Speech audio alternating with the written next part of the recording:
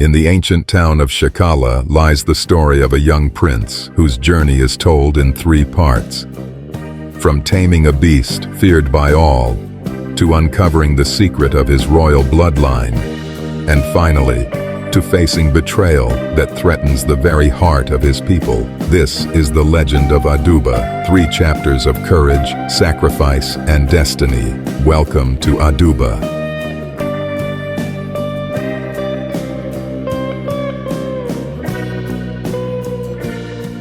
In the ancient land of Shekala, where the sun painted golden hues upon vast savannas and mighty rivers whispered the tales of old, there lived a princess whose heart was as fierce as it was kind.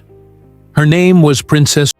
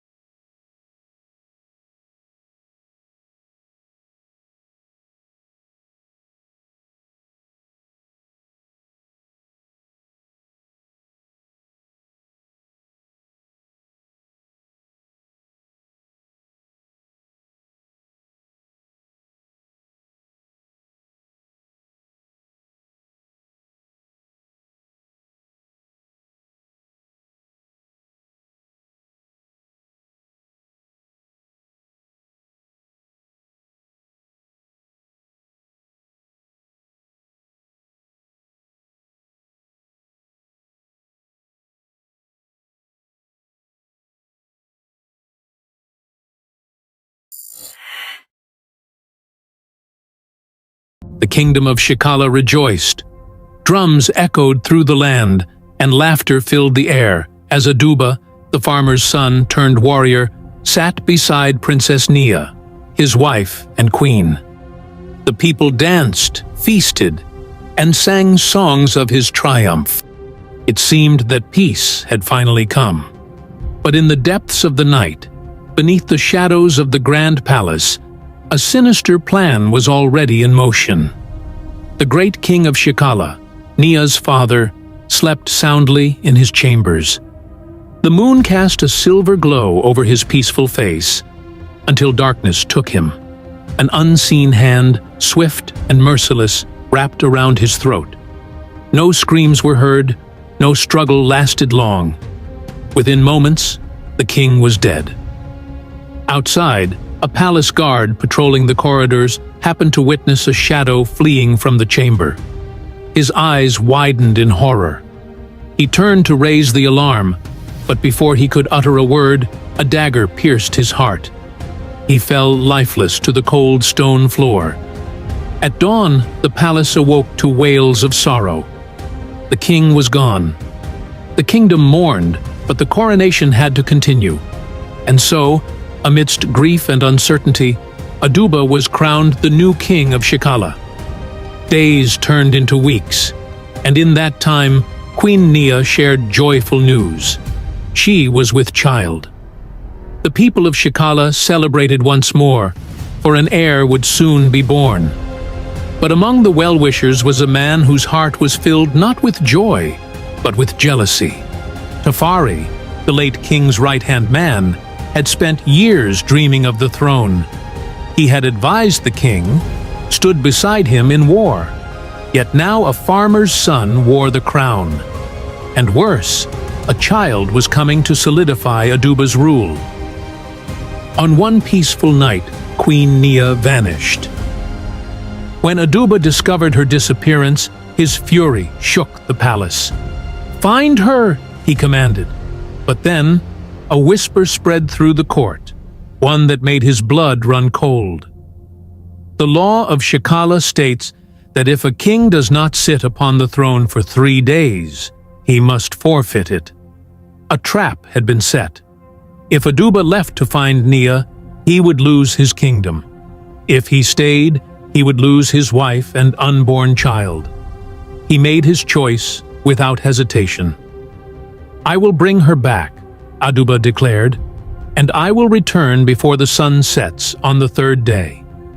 The kidnappers had taken Queen Nia deep into the wilderness, beyond the cursed lands where few dared to tread. To reach her, Aduba had to face 4 impossible trials. Aduba arrived at a river that seemed to flow with darkness instead of water. A voice whispered from its depths, "Step forward, and you shall drown in eternal night." He hesitated, until his glowing necklace pulsed against his chest. He remembered his grandmother's words, "Trust in the heirloom."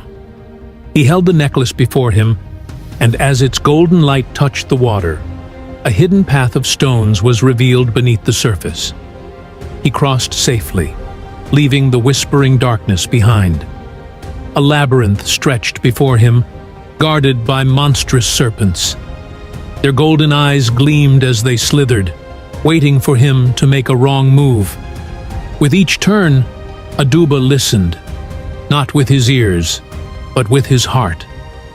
The whispers of his ancestors guided him, and he moved swiftly through the maze, escaping the deadly fangs that lurked in the shadows. Beyond the maze, ghostly warriors emerged from the mist, weapons raised. They did not speak, only attacked. Aduba fought bravely, but for every warrior he struck down, another took its place.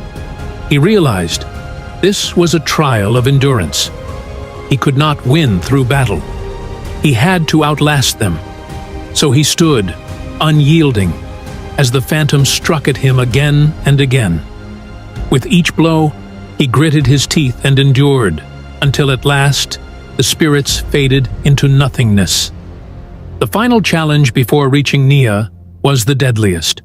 A towering mountain spewed flames, its peak unreachable. But he had no choice. He climbed. Fire lashed at his skin. Smoke choked his lungs. With every step, he felt his strength fading. And then, the flames consumed him. He collapsed. Darkness took him. But in that darkness, he heard a voice. Soft, familiar, full of love. Aduba. Nia. Her voice called him back from the brink. His eyes opened, and he gasped as the flames receded. The mountain had tested his will to live, and love had pulled him through. At the mountain's peak, a figure awaited him. His grandmother. But she was not as he remembered. She stood in a ghostly form, her presence both familiar and otherworldly. She smiled, eyes twinkling with knowing. "You have done well, my child." Aduba dropped to his knees. "Tell me, grandmother, who took Nia? Who killed the king?" Her expression darkened. "The man you trust most, Tafari. He sent men to steal the queen and take your throne, and it was he who strangled the king in his sleep." Aduba's heart pounded with rage. "Where is Nia?" His grandmother pointed.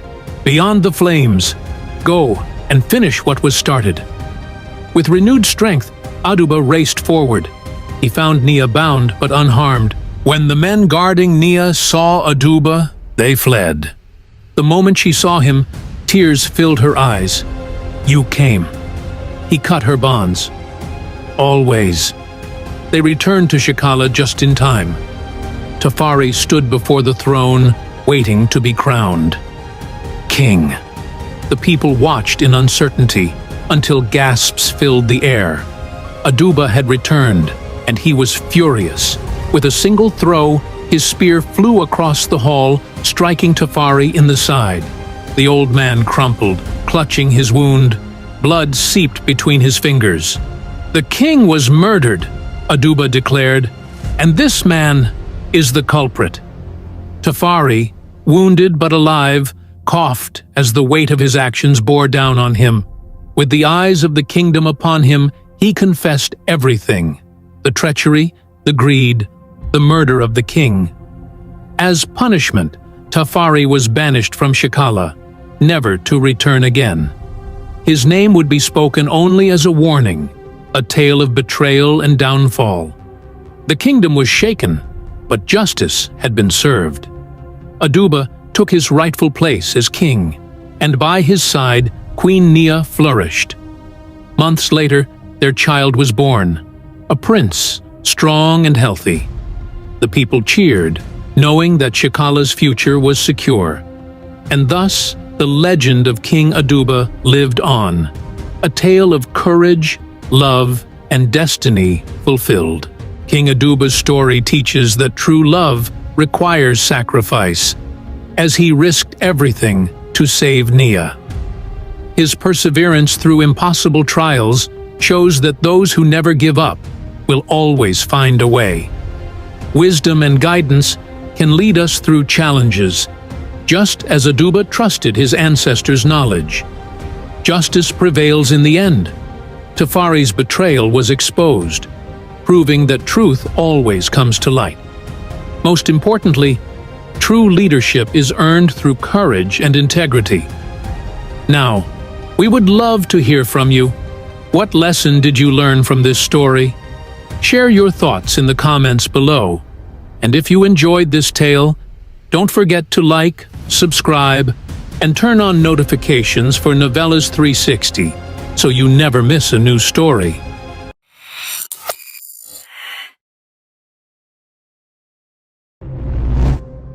Six years had passed since the fall of Tafari and the restoration of peace in Shekala. King Aduba and Queen Nia ruled with wisdom